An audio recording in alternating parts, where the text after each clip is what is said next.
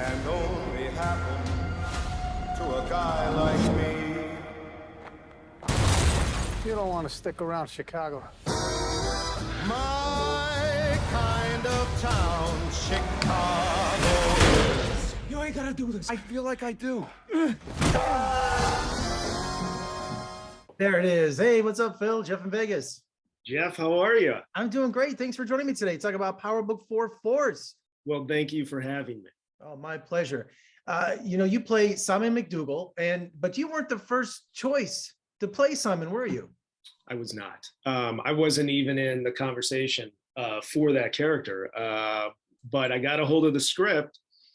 Casting was like, we'll keep an eye out for you. There's nothing right for you, and I said, send me the pilot. And so I look at the pilot and called Joe.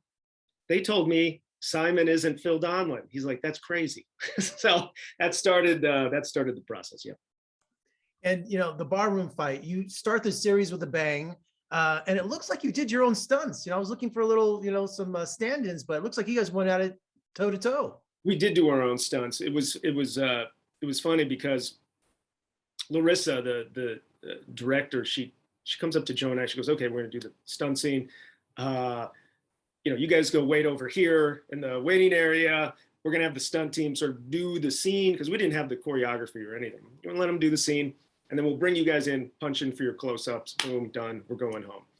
We're in the waiting room for 10 minutes, and the AD comes and gets us and goes, "Can you guys come here?"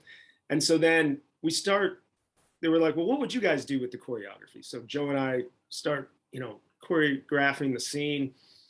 3 hours later, in the freezing alleyway of Chicago, below zero, the stunt guy comes up to me and he says, "Have you ever done your own stunts? I'm impressed." And then literally a light bulb goes off over my head and I'm like, "Oh, I'm doing my own stunts." So she did use us, and we did do all of that, and it really hurt the next day. I was in a lot of pain.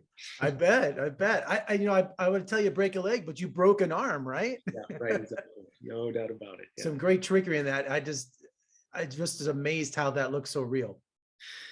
Yeah, I mean, the great thing is, again, I had a huge trust for Joe. He's been a buddy of mine for a long time. He knew what I could do. So, yeah, I mean, granted, he's not punching me in the face, but I'm really taking those falls. Yeah, so it was a lot of work. And Larissa she was so excited. After every take, she would kind of come out and make these little adjustments to the point where Joe's like, "I think we might have this scene. I don't think we need to keep doing this anymore. I think someone might get hurt." But it was good. Yeah. And in the extreme cold, any kind of physical hit, hurts tremendously, I'm sure. So. Oh, absolutely. And you've known Joan Sikora for many years too. I mean, you guys go way back. You both in Chicago, right? Yeah, we both started as actors in Chicago at the exact same time. And we're also writing partners. And that's something people don't know about Joe. He's a fantastic writer. And we've written some scripts together. So, but this is the first time we've ever been on camera together. Yeah, it's been so long since I've seen, I've watched all the Power series and I know his role in that well, but I just watched the new season of Ozark and I forgot that he was in that, and totally different character than Tom. Yeah. I mean, just an amazing, versatile actor and just the nicest guy. So I can tell why you guys get along so well. And shooting in Chicago, this is your own backyard, right? Yes. So I'm from the South Side of Chicago originally. And even though I live in LA now, it was great to be back, and it was funny playing this character. My dad reminded me, he's like, your great uncle Al, who was in the outfit, because you didn't have to be Italian to be in Chicago's mafia, which they called the outfit at that time. And he's like, your great uncle Al showed up to a barbecue one time. This is before I was born. He was just married to my mom. And apparently he shows up and he has his arm broken. And they're like, he was trying to tell everyone at the barbecue or whatever that he fell off one of the loading docks. And my dad was like, "Yeah, right." So apparently it's very close to, the storyline was very close to my Chicago trajectory with family. But yeah, from there originally, and it was nice to be back. Yeah. Well, I'm Sicilian. I'm born and raised in Las Vegas. I grew up across the street from Oscar Goodman, who was a mob lawyer for Tony Spilotro. We just have, today is the 10th anniversary of the Mob Museum here in Las Vegas.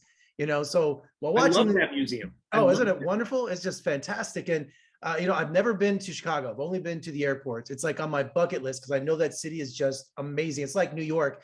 You could just go to any part. It would take years just to explore that entire city. Right. So I'm excited to get there someday. And I understand there was a premiere there too, right? In Chicago? Yeah. No premiere. No, we didn't have. Was it there? No, it was in New York. I think. Oh, it was in New York. Okay. Well, the original thought, I think, was that they were going to do a New York and a Chicago premiere, but the virus and all that stuff, I think, changed that for STARZ maybe because they took the Chicago one off. So we did New York. 50 just threw a watch party here 2 nights ago in LA, which was filled with fans. And that was cool to watch. It was like, there was like 300 people in there and it was great to watch with the fans. They were like, it was like totally rowdy. Right. It was Well, great. I'm a fan, and this is turning out to be my favorite installment of the whole Power series, so Good. I can't wait. I've only seen the first couple episodes, but I'm just like, STARZ, I don't know what their problem is lately. I've been doing a lot of their interviews for their series. Usually they give us all the episodes. They're being stingy. They give us 1 or 2 and you're just like, because I'm a binger, and it's just, it's so frustrating because especially the Power series, I've never seen them pack so much into 1 episode to where it makes you want more.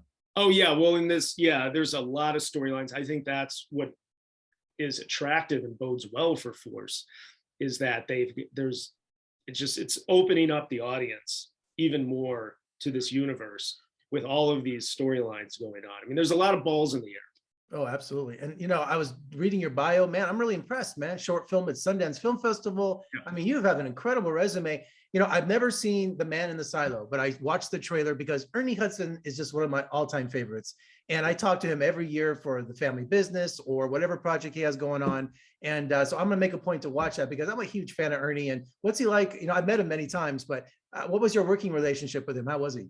Well, he's a great friend. I mean, he did that film for me years ago when I was, starting to etch out a career path as a director and took a chance on me. We've become, fantastic, great friends ever since. He's such a great guy. He's well aware of Force. He can't wait to watch it. The other thing I would say for fans to give a look at is a film called High and Outside, a baseball noir, which is streaming right now on all platforms. Didn't get a theater release because of the pandemic.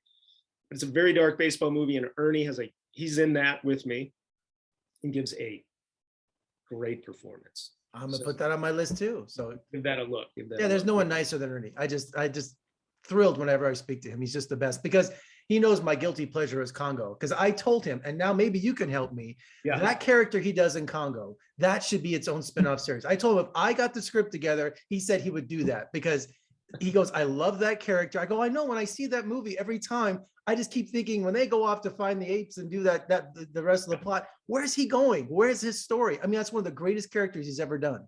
Congo is a hugely underrated film in general, but underrated on Ernie's resume as well. So I wholeheartedly agree with you. We're going to talk. Let's talk about. And when next time he'll know who you're talking about. When you say Jeff in Vegas, he wants to do it, and he's that guy. He's going to know it because I bring it up every time.